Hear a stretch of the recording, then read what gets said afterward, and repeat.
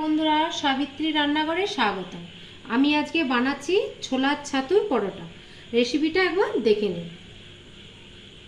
এখানে আমি বড় একটা বাটি নিয়েছি, এতে নিচ্ছি আমি 1.5 বাটির মতন আটা,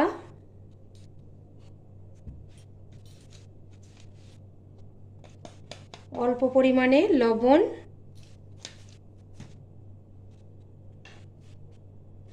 আর 1 চামচ সাদা তেল,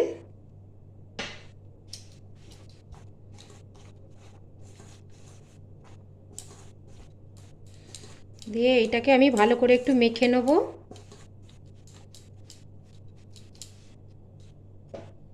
অল্প অল্প জল দিয়ে আমি মাখবো।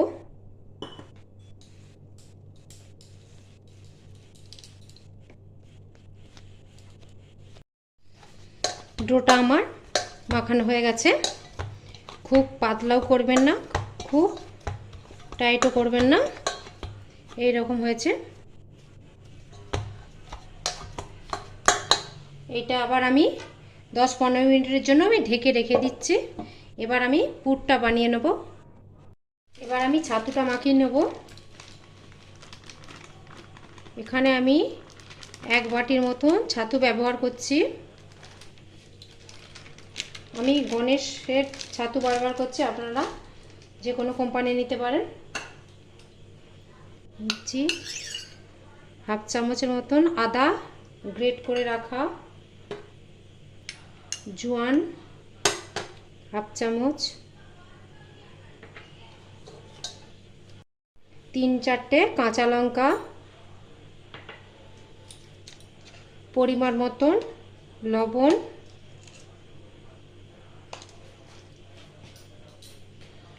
দিয়ে আমি এটা ভালো করে মাখবো। আপনারা চাইলে পেঁয়াজ রসুনও দিতে পারেন।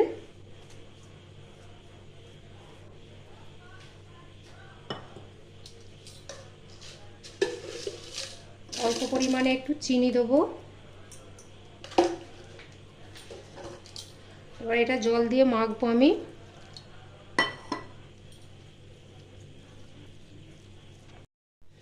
এই ডোটা বেশি পাতলা করব না, খুব শক্ত করব না, তাইলে বেলতে গেলে বেরিয়ে যাবে। অল্প অল্প পরিমাণে জল দিতে হবে। ভালো করে মাখানো আমার হয়ে গেছে। আমি যেমন আটাটা মাখিয়েছি সেই রকমই মাখিয়েছি। এইগুলো আবার আমি ছোট ছোট বল বল করে নিচ্ছি পুরের জন্য।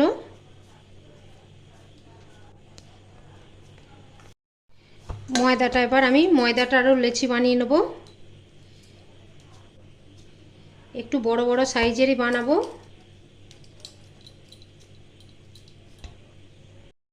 লেচিগুলো আমি কেটে নিয়েছি।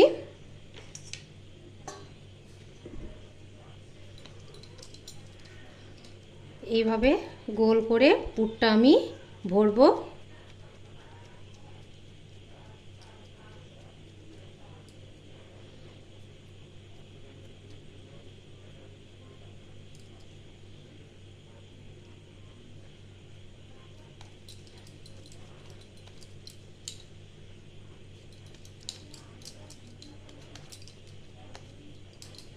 এই যে এরকম হয়েছে। আমি আরও একটা করে নেব।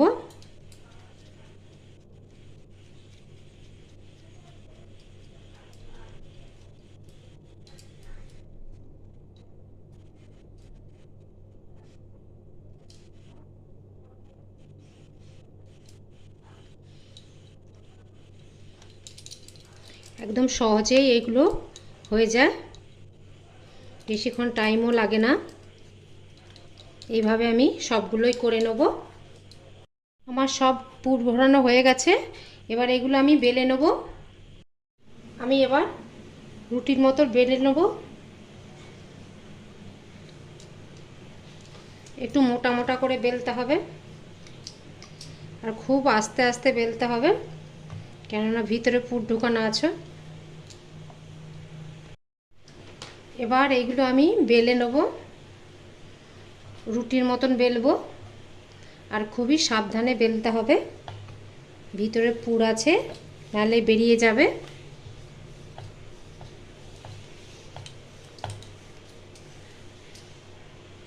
যে আমার বেলানো হয়ে গেছে, এবার এইগুলো একটু ঝেড়ে দিতে হবে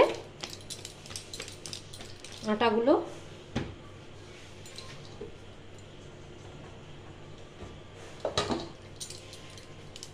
আরও একটা আমি বেলে নেব।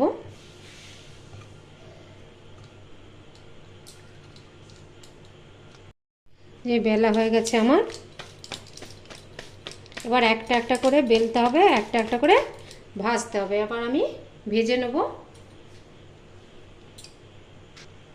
তাওয়া বসিয়ে দিয়েছি, এবার আমি রুটিটা দিয়ে দিলাম।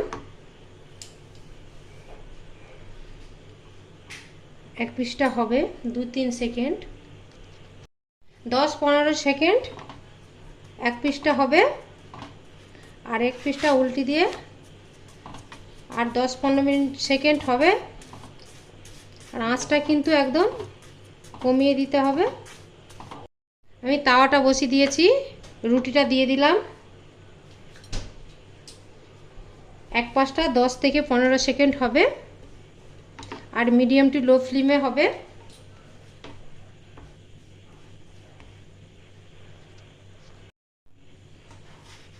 এই পাশটা হয়ে গেছে, এই পাশটা উল্টিয়ে দেবো।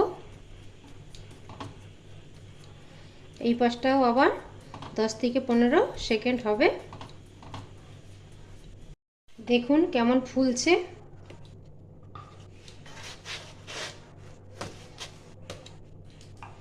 এবার উপর থেকে একটু তেল দিয়ে দিতে হবে।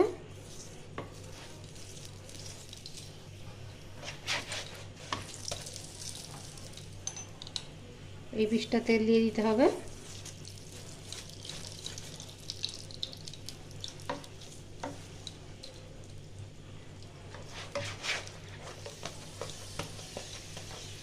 দুই পিসটা ভালো করে ভাজতে হবে। দু পাশটাই আমার ভাজা হয়ে গেছে, এটাকে এবার তুলে নেব।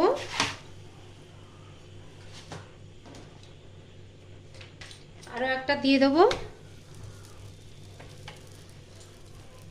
একইভাবে আমি এইটাও ভেজে নেব। এই পরোটাটাও ভাজা হয়ে গেছে, এবার আমি সার্ভ করব। এটা আচার, সস বা আলুর তরকারি দিয়ে খুবই ভালো লাগবে। আর রেসিপিটা আমার ভালো লাগলে do like, share, comment, subscribe করতে ভুলবেন না। চলো দেখা হচ্ছে পরের রান্না নিয়ে। টাটা।